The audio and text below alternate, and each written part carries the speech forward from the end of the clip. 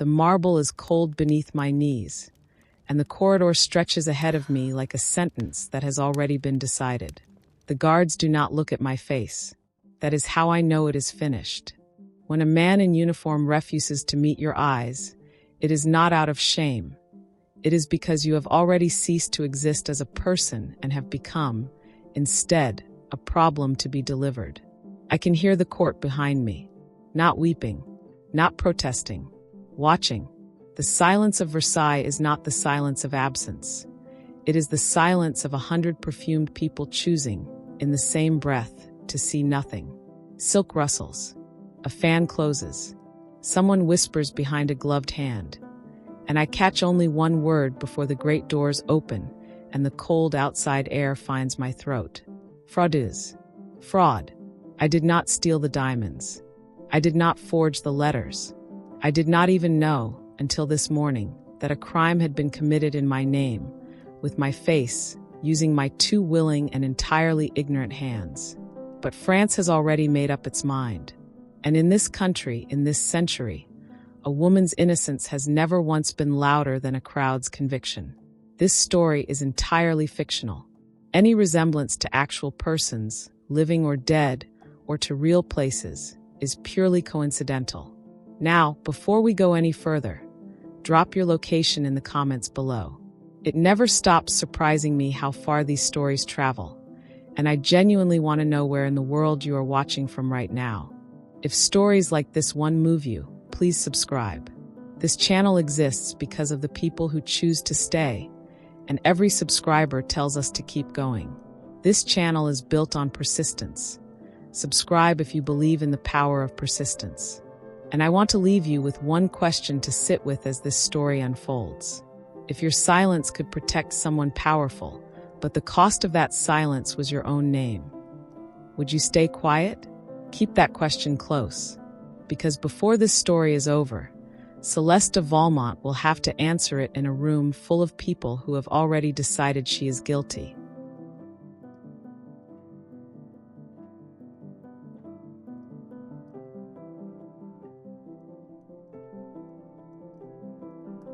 Six months before the guards came, Céleste de Valmont arrived at Versailles in a hired carriage with 2 trunks, 1 good pair of gloves, and a family name that had been quietly bleeding for years.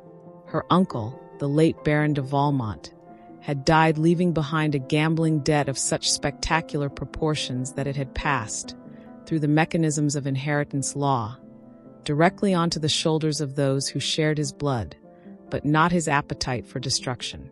The debt was now held by a vicomte named Arlens, a man who smiled at dinners and collected ruin as a hobby, and the arrangement he had offered the Valmont family was, on its surface, generous. Place the eldest daughter in service at court, secure her a position of quiet respectability, and the interest, at least, would stop accumulating. So Céleste came to Versailles, not as a debutante arriving for her first season, not as a young woman of the ton presenting herself for society's appraisal, not even as someone with the ordinary freedoms of a companion who might one day hope to make a decent match. She came as a settlement, a human arrangement between 2 men, one of whom was dead and the other of whom considered the whole matter a satisfactory piece of business. Her position was with the Duchesse de Polignac, one of the great favorites of the inner court, a woman of genuine warmth and considerable influence, whose household was a place where the right word in the right ear could alter a career, and where the wrong gesture at the wrong moment could end one. Céleste understood her role precisely. She was to be useful, pleasant, unremarkable, and grateful.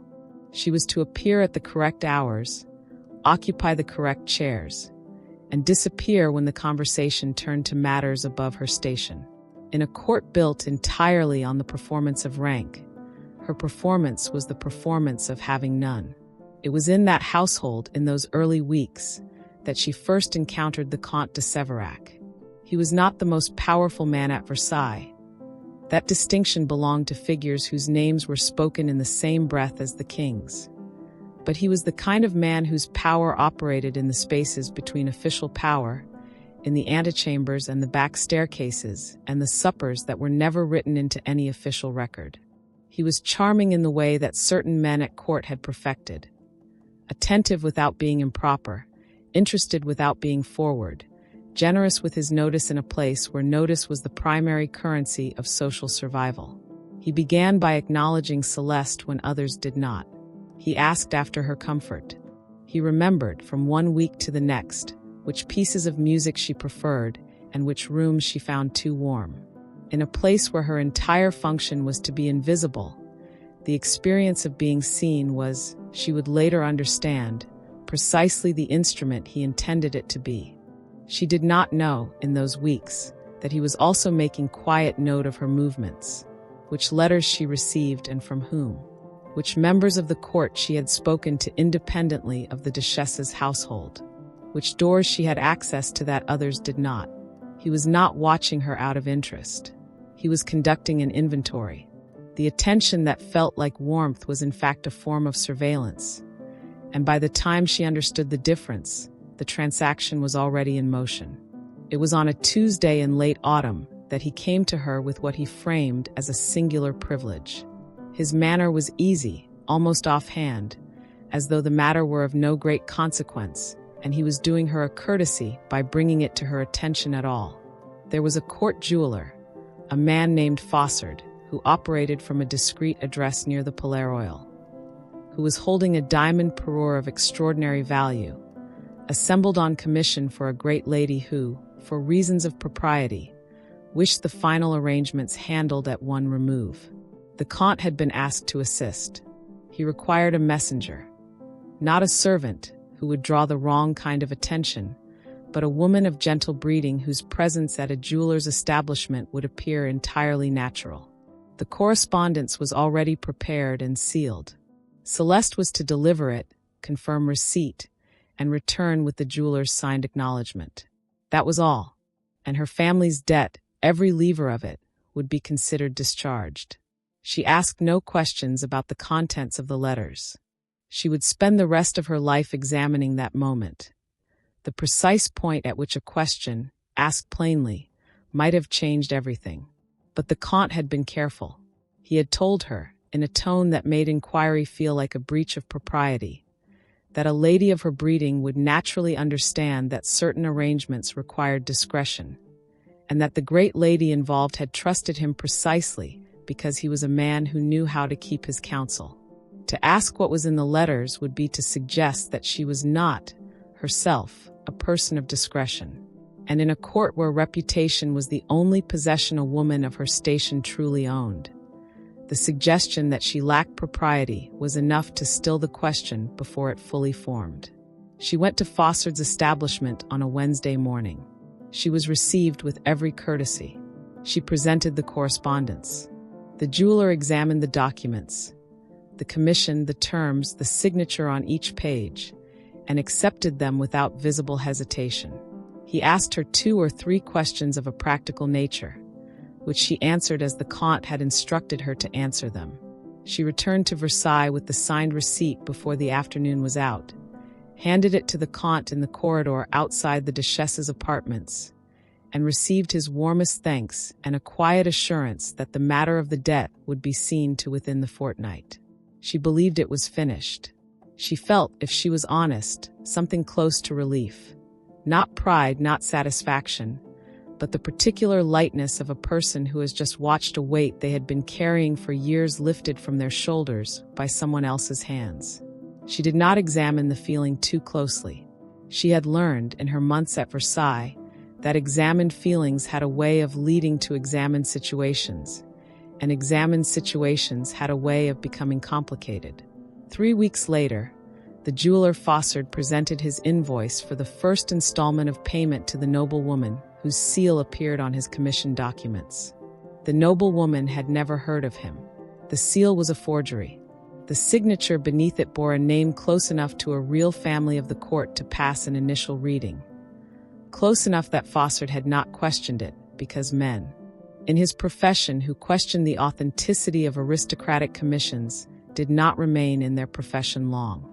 But the lady herself was real and alive, and sitting in her own salon when the jeweler's representative arrived at her door with his documents and his expectation of payment, and her bewilderment was absolute and immediate and entirely genuine. The matter reached the magistrate's office within the week. The diamonds, it emerged, had never been delivered to any great lady. They had been broken from their settings and dispersed.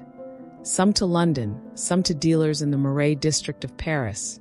Some, it was whispered, as far as Amsterdam, within days of Fossard handing over the parure. The Comte de Séverac had retired to his estates in the Languedoc, citing poor health, a journey he had apparently arranged several days before the jeweler's invoice was ever presented. His name appeared nowhere in the commission documents. His handwriting appeared on nothing. Not a single letter, not a single receipt, not a single witness could place him in connection with the transaction through any evidence that a magistrate could hold. The one face Fossard could describe, in precise and confident detail, was Celeste's. She had walked into that establishment in her own name, in her own person, with her own face, and she had handed over documents she had never read on behalf of a man who had spent 3 months ensuring that, when the moment came, she would be the only one standing in the light. By the time the guards arrived in the corridor of Versailles, the court had already composed its verdict. A woman of minor family, carrying a social debt, placed in a household above her natural station, found in possession of a jeweler's receipt bearing a forged noble seal. The story wrote itself. And in a city whose pamphlet writers had for years been sharpening their pens on the reputations of women who stepped beyond their ordained place, the story spread before Celeste had been given a single opportunity to speak a word of her own. The Châtelet was not a place designed for the innocent. It was designed for the containment of problems, and Celeste had become, in the eyes of the court and the city beyond it, precisely that. The stone walls held no interest in the distinction between guilt and proximity to guilt.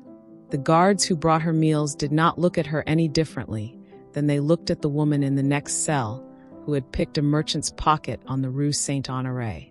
In the eyes of the institution, she was already a verdict waiting to be formalized. She had been there 4 days when the visitor came. He did not introduce himself by name. He did not need to. He was the kind of man the Comte de Séverac employed for precisely these situations. Well-dressed enough to move through any room without attracting notice, composed enough to deliver difficult propositions without visible discomfort, and experienced enough to know that the most effective offers were the ones framed not as threats, but as acts of practical generosity. He sat across from her in the small receiving room off the main corridor, folded his hands on the table between them, and explained the arrangement with the unhurried clarity of a man who expected to be understood. The Comte, he said, was naturally distressed by Celeste's situation. He had heard of her difficulties with great concern. He wished, if it were at all possible, to be of assistance. The matter before the magistrate was, at its core, a question of individual initiative, of a young woman who had, perhaps without fully appreciating the consequences, acted on her own judgment in a private commercial transaction.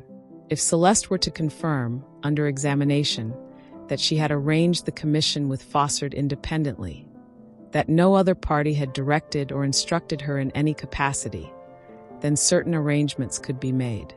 The Valmont family debt, every livre, every accumulated interest, every piece of paper Vicomte Arlands currently held, would be extinguished permanently. A private annuity, modest but sufficient, would be established for her younger sister Marguerite, who was 17 and of debutante age, and whose own entry into society had not yet been touched by the present scandal, provided the present scandal was resolved quietly and soon. He paused. He let the silence do its work. Then he said that, naturally, if the examination took a different course, if other names were introduced, if the matter became complicated, he could not speak to what might follow for the family. He said this without any alteration in his tone. It was not a threat. It was simply, he implied, the nature of things. Celeste sat with her hands in her lap and looked at the table between them and understood, with a clarity that felt almost physical, the full precision of what had been done to her. She had not been chosen despite her vulnerability. She had been chosen because of it.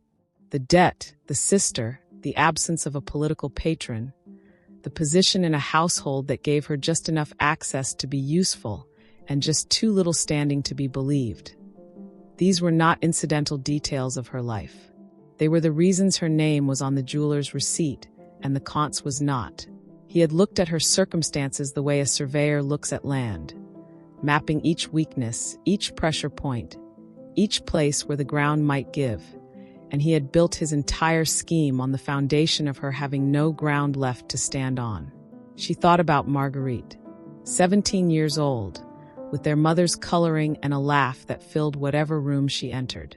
A girl who had done nothing, known nothing, been nothing except young and hopeful, and entirely unaware that her future had been quietly placed on a table in a prison receiving room as a negotiating instrument. Celeste thought about what a scandal attached to the family name would do to a girl of 17 in a society where a woman's entire trajectory was determined in the first 3 seasons of her appearance in company. She thought about the debt and the years of careful management it had required, and the particular exhaustion of a family that had been living at the edge of its resources for so long that the edge had begun to feel like home. She thought about all of this for a long time. Then she told the Comte's emissary that she would give her examination truthfully, that she would name every party whose instruction she had followed, and that he was welcome to convey this information to whoever had sent him. He left without another word. He was too professional to show surprise, but she noticed the slight alteration in the set of his shoulders as he reached the door.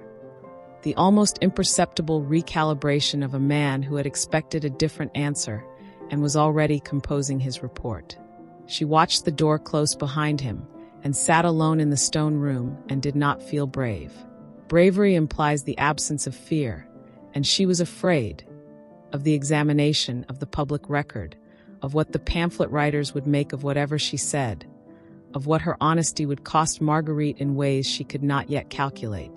What she felt was not the absence of fear, but the presence of something that fear could not, in the end, outweigh. She would not speak a lie in a court of law. Not this one. Not in a country that was already drowning in the distance between what its institutions said and what they did. She had no illusions about whether her testimony would save her. She understood, with the particular clarity of someone who had spent months learning to read the machinery of power at close range, that the Comte would likely survive her accusation through precisely the same connections that had made him useful enough to cultivate in the first place. She understood that the pamphlet writers had already printed their version of events, and that a magistrate's proceeding, however it concluded, would not reach the same number of people as a broadsheet sold on every corner of Paris. She understood that she might tell the truth and still lose everything. But there was a question she had been carrying since the morning the guards came. A question she had turned over in the cold of her cell in the long hours between the extinguishing of the lamps and the first gray light coming under the door. It was the question of whose interests her silence would actually serve. Not Marguerite's, not truly, because a world in which powerful men could select young women as instruments of fraud and rely on their silence to complete the crime was not a world that would treat Marguerite gently simply because Celeste had cooperated with it. Silence did not change the machinery. It only oiled it.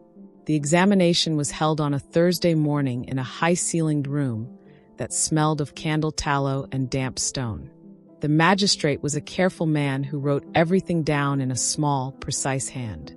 The court officers sat along the wall. There were observers. There were always observers at proceedings that had attracted the attention of the pamphlet writers. And Celeste could feel the quality of their attention, the particular hunger of people who had come to watch a story confirm what they already believed. She was asked whether she had acted alone in the commission presented to the jeweler Fossard. She said no. She gave the Comte's name clearly, without embellishment, without theatrics, in the same quiet voice she would have used to describe any other plain fact.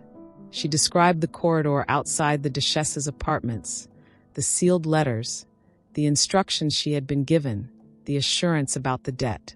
She described the emissary who had visited her at the Châtelet 4 days prior, and the proposition he had laid on the table between them. She answered every question the magistrate put to her directly and without hesitation. And when there were no more questions, she folded her hands in her lap and waited. The room was not silent when she finished. It was the particular noise of people recalibrating, of observers who had come expecting one story and were now holding a different one, trying to determine whether it fit the shape of what they already believed or whether it required them to adjust something they would have preferred to leave undisturbed. The Comte de Séverac was summoned from his estates in the Languedoc. He arrived several weeks later, with 2 advocates and a composure that suggested a man entirely accustomed to being summoned and entirely confident about the outcome of such summons. The investigation that followed was lengthy and careful, and produced a great deal of careful documentation, and concluded in the way that investigations into powerful men at the end of the 18th century in France had a tendency to conclude, with findings that acknowledged irregularities, imposed a financial penalty of a size that inconvenienced no one, and left the principal figure of the scheme in possession of his title, his estates, his connections, and his liberty. Céleste was released from the Châtelet. Her name was not cleared, not in the way that a formal public declaration might clear it. The pamphlet writers who had printed their version of events did not print a correction. The members of the court who had watched in silk silence as the guards took her away did not seek her out to offer an apology. Vicomte Arlens, sensing which way the political wind was blowing, quietly declined to press the family debt any further. Not out of generosity, but out of a calculation that attaching his name too closely to the affair no longer served his interests. Marguerite's season was delayed by a year. It was not destroyed. Céleste returned to a world that had moved on from her story the way a river moves on from a stone it has passed. Without cruelty, without apology, simply by continuing to flow. She did not return to Versailles. She took a small set of rooms in a quarter of Paris where no one knew her name well enough to attach a pamphlet to it, and she lived quietly, and she thought often about the question she had been turning over in the weeks since the examination. Not whether she had made the right choice, she had made peace with that, but whether the right choice and the rewarded choice were ever, in a world arranged as this one was arranged, the same thing. She had concluded, with some certainty, that they were not. And she had concluded, with slightly more difficulty, that this did not make the right choice less worth making. Sacrifice made in service of truth is not the same thing as sacrifice made in service of appearance.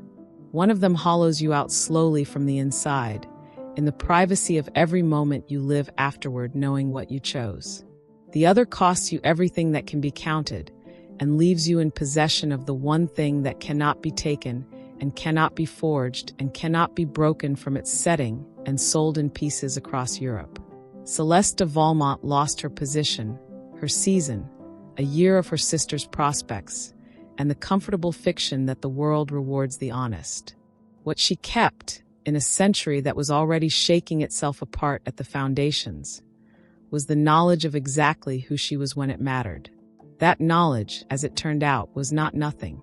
It was, in the end, the only diamond in the story that belonged to her.